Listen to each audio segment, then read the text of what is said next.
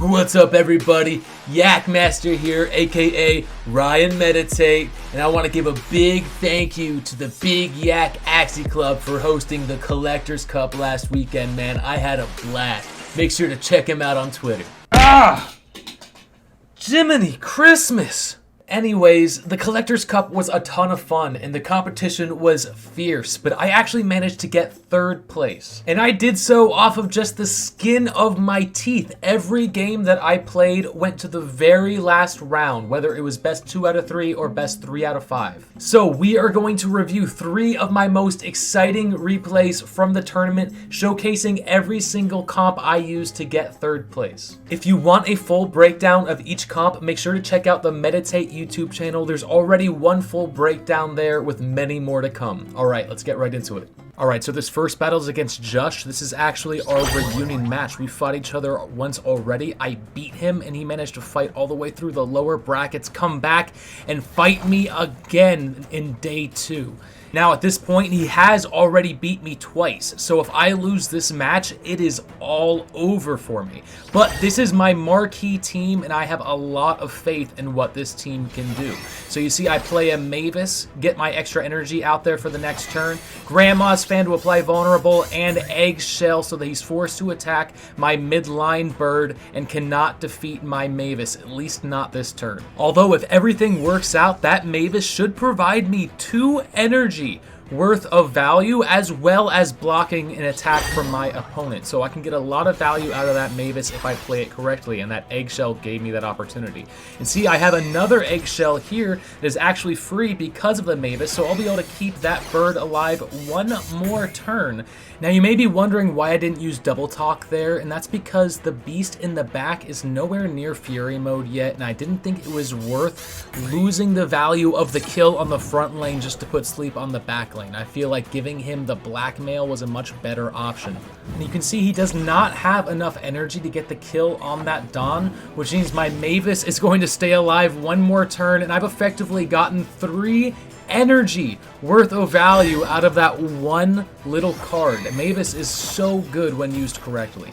Now I'm getting a lot of damage here, but I'm definitely not going to be able to take the kill on that back lane beast. The Ronin will get me very close, but certainly not all the way there. And I'm able to summon another Mavis, so I'll have 2 free cards in my following turn. But those Mavises are not long for this world. Since I wasn't able to kill the backliner, he does draw into Chubby and kills all of my Mavises as well as my front line, leaving my back 2 Axies with bleed. Manages to get enough energy out there to actually take the kill on my bird, and now I'm looking at a very dire situation. We are now in a 1v2, and my only hope of killing that back lane is to draw into a Belieber, and we got the Belieber, but I still have to be really lucky here, and we do manage to get the kill on the back lane, bringing us into fury mode, giving us almost enough energy to take the kill on this beast here. We're a little bit shy, but we're able to play the Mavis for a little bit of extra damage absorption and hopefully survive into the next round. He's going to need a lot of damage output and a lot of energy, and I don't think he has it. Revenge cards, he has some Nutcrackers and a Ronin, but not enough to get the kill. He is just shy by 17 damage, and I'm bleeding. So I need to get the kill here on one shot. Now it looks like I still have rage, but that's just a glitch from the game. I go in with a twin tail and it gives me just enough damage, and I win the game with just 2 health left. That fight was intense. I was on the edge of my seat the entire time. Josh literally had me on the ropes. I just barely managed to clutch it. But that double bird multi-hit beast that the BDZ crew are so famous for was my main comp, the comp that I relied on the most, and even the comp that I used to climb in the arena. But it's definitely not the only team that I used. Before we hop into the next match, let me set the scene a bit. It was day 2, and I was climbing my way up the bracket only to lose to DP and fall into the lower bracket. And that's where I was paired up with Android, a completely unknown player to me. And you have to understand, my confidence was shot. I just lost against DP, my first loss in the tournament. I was already feeling shaky, and I have no idea who this player is. On top of this, Android comes out with a crazy strong comp that destroys me in the first 2 matches. So I decide if I'm gonna go out, I'm gonna go out in a blaze of glory. So I decide to do something very unconventional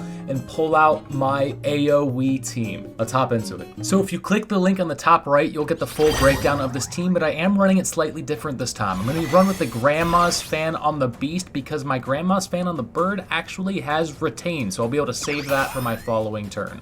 Now the biggest switch up I made here was by playing Pangolin Scale instead of Endless Anger on the Beast and then placing it in the front. That way I last longer into the late game, and when I get weak on my entire opponent's team by using the AoE cards on the Bug, I'm getting way more value because on top of the fact that they're weak, they're also attacking in the Pangolin Scale, which reduces their damage output even more. I finally get the second Grandma's Fan out there, and I opt to play a Mavis so I have a little bit more damage output in the following turn. Mavis also works great as a shield, using it there to absorb 1 attack while still giving me an extra energy for the following turn. It's basically a free damage absorption card. And he's not doing quite enough damage to take out my Pangolin Beast there, and it's about to get much worse for him. So here we're going to start off with Chubby, get some damage across the entire team. It goes up to 66 because of the vulnerable. Now Eggshell, so he's forced to attack the back lane and cannot take the kill on that Pangolin Beast in the front there. I get the Void shuffled in too, which is great in terms of survivability into the late game. It looks like he's going to get a Void shuffled into my deck as well, but again, I'm playing the Shady Exchange Holy Prayer combo, so that Void is never going to make it into my hand. Imp and Goldfish for a little bit of damage, but he still can't get the kill on that Dawn, and it looks like the cards he drew into did not help him at all either. Now we're starting to draw into our AoE cards, as well as Tiny Fan, which healing 35 on a Pangolin Beast is huge. We start off with Buzz Buzz, applying weak to the entire opponent's team, then Tri-Feather for huge damage across the entire team as well, finishing it off with Imp. And do we use Pink Cheeks? No, we opt to drop Pink Cheeks. I think I forgot to use an energy there, which, you know, it happens. It happens. Especially when you're playing in tournament. Your blood just rises and you start making mistakes that you never would otherwise. Now, they get another Void in there, not realizing that's actually helping me as opposed to hurting me. They get a little bit more damage with Nutcracker, but still not enough, especially not with that weak applied to their entire team. Now, here I have some great options. I could use Buzz Buzz to stack the weak for another 4 turns, but I opt to sleep the Beast in the mid instead, knowing that he's going into Fury mode next turn. I then play Mavis and an Imp, bringing the Aqua down to just 28 health, and now I am stalling, hoping to God he doesn't have enough cards to do some real damage here. He pulls off the bubble, getting rid of my Mavis, and has enough energy and damage output to kill my Beast. But my Dawn and my Bug are still living, and we get another Earwing. We're going to play that right after Grandma's Fan get vulnerable across the team. Earwing is going to take out that Aqua, giving the Beast in the back lane Aqua weak. And now look at this, we still have 2 more damage cards to use. Parasite and Pincer for the kill. Look at that, the AoE team comes out on top. I actually managed to beat Android twice with my AoE team, bringing it all the way to game 5. It was at this point, Android switched up his team in a very strategic counterplay, but I switched up my team as well, calling his bluff. Let's hop into the next match. So as you can see here, we have both opted for triple Beast comps, but where I come out on top is that my comp is entirely based on the strategy of a one-shot backdoor kill. So you can see I've used Innocent Lamb to copy my Cottontail, which has Retain on it. So I have 2 energy saved up for as soon as I need it. I won't play it until I know I can get that backdoor kill. So I'm just holding my ground, taking a little bit of damage. It's not going to be much, especially not on turn 2. He does manage to get all 4 cards out there. Can't play the Imp, but does get a decent amount of damage on my front line Beast there. Now we're going to go ahead and use Chubby. This is a perfect opportunity to provide bleed across the entire team. Let the bleed damage slowly absorb their health. Now, Cottontail and Ronin, I'm using that Cottontail because that one does not have Retain on it, so there's no point in letting that go to the discard pile. And again, we're going to hold on to those 2 Cottontails until I know I get that Pocky and enough damage cards to kill that backline beast. He's coming in with a good amount of damage here. Carrot getting out some extra energy, and Ronin for big damage, just shy of the kill, leaving me with 50 health on the frontline Pangolin beast. Now here we finally have what we need. We're going to use Zeal for the Pocky. Pocky that backdoor beast. Now we're going to use our Cottontails to get enough energy to finally take the kill on that backliner, and we're not going to have to worry about him going into Fury mode at all. Whereas I, on the other hand, have a guaranteed Fury mode coming in about 2 more turns, so Android is in a very bad position.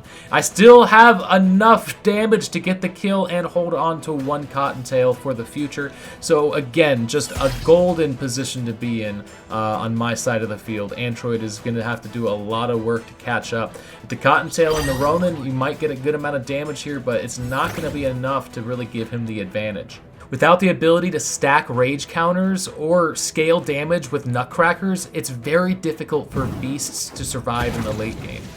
I'm going to throw out as much damage as I can here, and I'm most likely going to use up that Cottontail, especially because I drew the Void, and I don't know if I'll be able to save that Cottontail later on. They might actually kill my midline beast here, so it's a bit of a toss-up. I do opt to use the Cottontail, bringing that midline beast to just 11 health. Not quite enough to kill it, but you know what? We'll get him next turn.